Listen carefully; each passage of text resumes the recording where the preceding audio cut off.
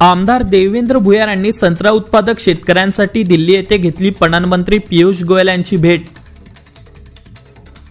संत्रा उत्पादक शेतकऱ्यांच्या बांगलादेश निर्यातीच्या लादलेल्या करासंदर्भात आमदार देवेंद्र भुयार यांनी राज्यसभा सदस्य प्रफुल्ल पटेल यांच्यासह दिल्ली येथे पणन मंत्री पियुष गोयल यांच्याशी केली चर्चा।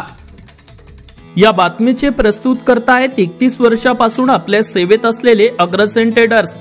आमच्याकडे सोन्यासारखा शरबती घेऊ उपलब्ध, तसेच नरम पोळीसाठी विशेष शरबती घेऊ उपलब्ध। व बांगलादेशच्या पणन मंत्र्यांशी मंत्री पियुष गोयल यांनी केली सकारात्मक चर्चा। आमदार देवेंद्र भुयार यांची माहिती। लवकरच बांगलादेश सरकार सोबत तातडीने बैठक बोलवू, मंत्री पियुष गोयल यांनी दिले आमदार देवेंद्र भुयार सह संत्रा उत्पादक शेतकऱ्यांना आश्वासन।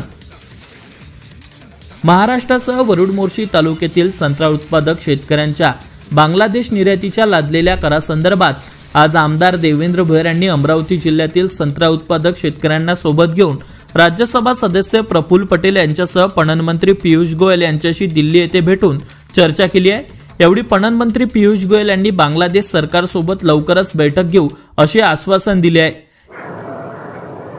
दिल्ली येथे पणन मंत्री पियुषजी गोयल यांची आमदार देवेंद्र भुयार यांनी काल भेट घेतली। आपल्यासोबत विद्यमान आमदार देवेंद्रजी भुयार साहेब आहेत। कशासाठी काल पणन मंत्र्यांची तुम्ही भेट घेतली आहे?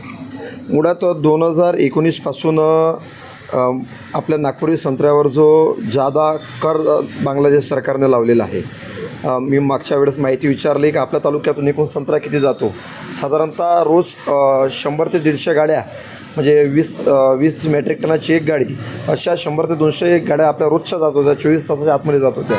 परंतु बांगलादेश सरकारनं 2019मध्ये जो 18% आणि नंतर जो कर सातत्यानं वाढत गेला, आज तो कर आपल्या इथला रुपया आणि तिथला टका याच्या स्वरूपात साधारणतः 102% पोचलेला आहे। आणि मग भारताचा रुपया आणि तिथला टका याचं जर तुलनात्मक पाहिलं तर जवळपास 80 रुपयाच्या जवळपास खर्च त्या बांगलादेश सरकार आपल्याकडनं संत्र्यावर लादून ठेवलेला आहे। आणि मग ही बाब ज्यावेळेस आमच्या लक्षात आली तर 2019मध्ये डिसेंबर महिन्यामध्ये आणि 2021मध्ये 2023मध्ये सातत्यानं मी सभागृहामध्ये प्रश्न उपस्थित केले। आणि मग बांगलादेश सरकारनी जो लावलेला करावर जो इथून काही शेतकरी म्हणजे ॲग्रो प्रोड्युसर कंपन्या असेल किंवा जे शेतकऱ्याच्याच प्रोड्युसर कंपन्या शेवट, आणि काही व्यापारी आहे हे जे इथून संत्रा बाहेर देशामध्ये निर्यात करते, कारण शेतकरी स्वतः करू शकत नाही। हे काही संत्रा उत्पादक शेतकऱ्याकडे इथून बांगलादेशकडे संत्रा एक्सपोर्ट करण्याचा लायसन नाही आहे, त्याची परवानगी पाहिजे असते, ते कोणाकडे नाही आहे, त्या मोजक्या लोकांकडे आहे।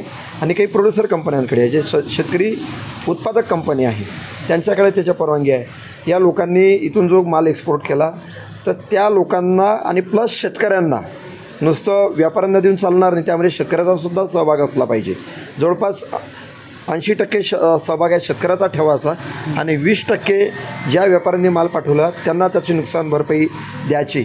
या पद्धतीचं मी सभागृहामध्ये प्रश्न उपस्थित केला। आणि त्यावेळेचे राज्याचे पणन मंत्री अब्दुल सत्तार साहेबांनी 176 कोटी रुपयाची घोषणासुद्धा डिसेंबरच्या आमच्या हिवाळी अधिवेशनामध्ये केली।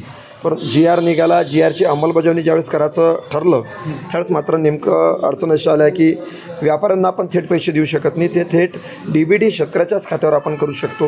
ही बाब आमच्या ज्यावेळेस लक्षात आली त्यावेळेस सातत्यानं आम्ही सरकारच्या लक्षात आणून दिलं का थेट खात्यावर तुम्ही पैसे जमा करा, व्यापाऱ्यांना त्यातून पैसे शासनाच्या नियमानुसार देता येत नाही आणि दिल्या जाऊ शकत नाही। परंतु ज्या व्यापाऱ्यांनी, कारण शेतकऱ्याचा माल हा व्यापारीच खरेदी करतो, ज्या व्यापाऱ्यांनी स्वतःहून इथून माल विदेशात पाठवलेला आहे त्यांनासुद्धा आपण 20%मध्ये सहभागी करून घेतलं पाहिजे। ते काही अफगाणिस्तानातले, पाकिस्तानातले किंवा ब्राझीलचे व्यापारी नाही, ते आपल्याच भागातले व्यापारी आहे जे प्रोड्युसर कंपनीच्या माध्यमातून वॅक्सिंग, क्लिनिंग, ग्रेडिंग करते आणि इथून माल पाठवते, कारण शेतकरी थेट पाठवू शकत नाही। ही सगळी बाब मी आदरणीय प्रफुल्ल पटेल साहेबांच्या लक्षात आणून दिली, आदरणीय अजितदादांच्या लक्षात आणून दिली। आणि त्यांनी देशाचे पणन मंत्री जे आहे तर पियुष गोयल साहेब यांच्या लक्षात आल्यानंतर त्यांची बैठक लावली आणि काल आम्ही त्या बैठकीसाठी जाऊन आलो।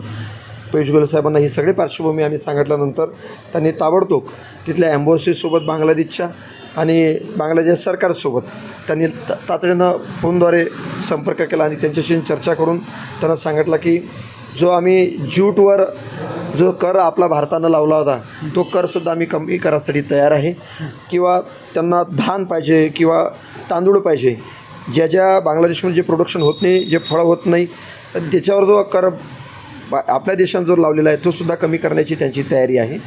त्या संदर्भात आम्ही आदरणीय प्रफुल्ल पटेल साहेबांना सोबत घेऊन कालची एक बैठक आमची इथे झालेली.